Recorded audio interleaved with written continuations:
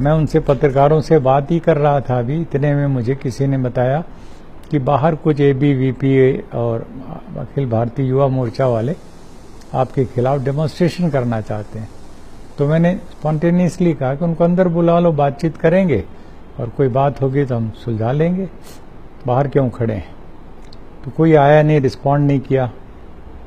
तो जब press conference पूरी हो गई और मैं थोड़े से चावल दाल खा के बाहर निकला ही था तो एकदम गुस्साई हुई भीड़ 100-150 की मेरे ऊपर टूट पड़ी।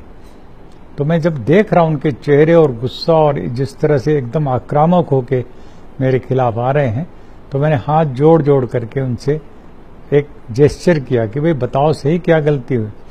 तो कोई बात करने के लिए थे, वो तो एक स्प्लिट सेकंड में मेरे को पकड़ करके मारना पीटना, कपड़े फाड़ना, नीचे गिरा दिया, एक 2.5 फुट नीचे गड्ढे में मुझे गिरा करके खूब पीटा कूटा। और एक लिंच मॉब की पूरी वो स्थिति थी।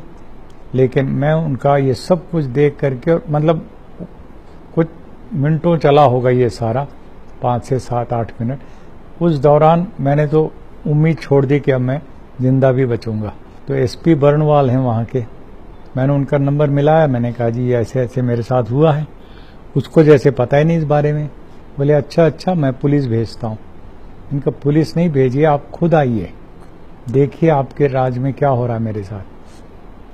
तो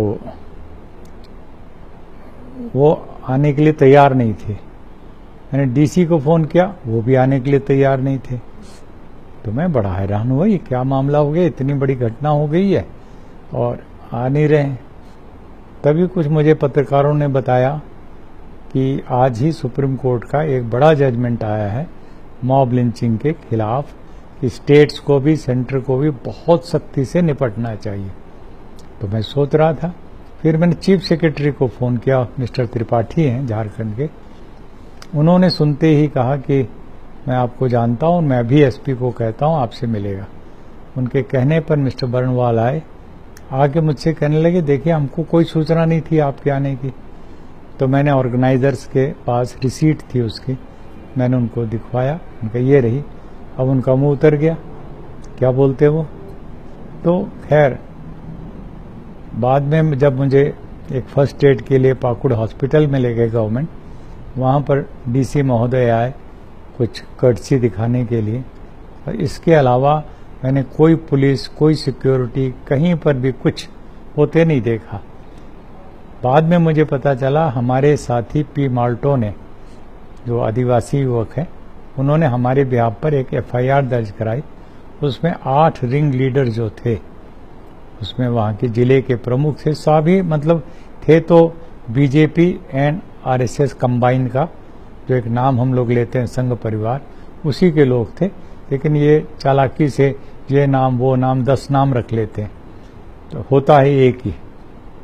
तो उनमें से 8 नामों को जो लोकल लोगों ने पहचाना, उनके नाम पर एक एफआईआर दर्ज हुआ। तो हम सोचते थे अब एक्शन भी होगा कुछ। तो मुझे बाद में पता चला जब मैं स्टेशन जाने लगा वापसी के लिए, कि वहाँ 8 लोग गिरफ्तार हुए हैं। लेकिन अगले दिन सुबह रांची पहुंचा तो मुझे पता चला कि मेरे मतलब गिरफ्तारी के 2 घंटे बाद ही उनको केवल डिटेन किया था, छोड़ दिया, और किसी के साथ कोई कार्रवाई नहीं हुई है। तो ये है पूरा का पूरा नाटक, प्रायोजित जिसको कहते हैं स्पॉन्सर्ड अटैक था। एक उस तरह का फेसलेस लिंच मॉब नहीं था, बाकायदे स्टेट स्पॉन्सर्ड और एक पार्टी विशेष के लोगों का, जो संघ परिवार से आइडेंटिफाइड, उन लोगों का ये अटैक था। पहलू खान की हत्या जहां हुई थी आसपास, उसी जगह पर एक अकबर खान की हत्या कर दी इन लोग। 28 साल का नौजवान मार दिया। आज उसके बच्चों की तस्वीर देखिए, और मैं आपसे कहूंगा वो बच्चों की, उसकी बीवी की तस्वीर दिखाइए दुनिया को। वो मेरी बहन है, वो बच्चे मेरे हैं। कैसे मार सकते हो तुम किसी भी उसके बाप को, ये पूछो तो सही। और नरेंद्र मोदी चुप हैं, शर्म नहीं आती उनको, भाषण झाड़ते हैं, दुनिया भर की भाषण झाड़ते हैं, सबसे ज्यादा बोलते हैं, और अलग अलग तरीके से अपना मन की बात अलग है तो मीडिया में अलग, रोज के हिसाब से इस मुद्दे पर बोल क्यों नहीं रहे, और बोल रहे हैं तो जवाब क्यों नहीं देते कि आज से 3 साल पहले अखलाक तुम्हारी दिल्ली के नाक के नीचे दादरी के बिसाड़ा गांव में, जहां मंदिर में लाउडस्पीकर बजा करके भीड़ इकट्ठी की गई रात को 9 बजे, और 10:30 बजे उसके घर में 250 लोगों ने घुस करके केवल एक सस्पिशन के आधार पर कि फ्रिज में गाय का मांस रखा है, उसको पीट पीट के मार डाला उसकी पत्नी और बच्चों के सामने। उसका एक बेटा एयरफोर्स में काम करता, देशभक्त लोग हैं, और तुमको इतना भी नहीं पता। बाद में कहने लगे हम उस मांस की जांच कराएंगे फोरेंसिक लेबोरेटरी से कि वो गाय का था कि भैंस का था या किसी का। तो उसकी बेटी पूछती है कि मान लो तुम्हारी जांच की रिपोर्ट में आ गया कि वो गाय का नहीं था, भैंस का या बकरे का था, तो क्या तुम मेरे बाप को वापस दिला दोगे? जुमलेबाज प्रधानमंत्री, ये भारत का दुर्भाग्य है। और इस सबको ये ढो रहे हैं हिंदुत्व के नाम पर,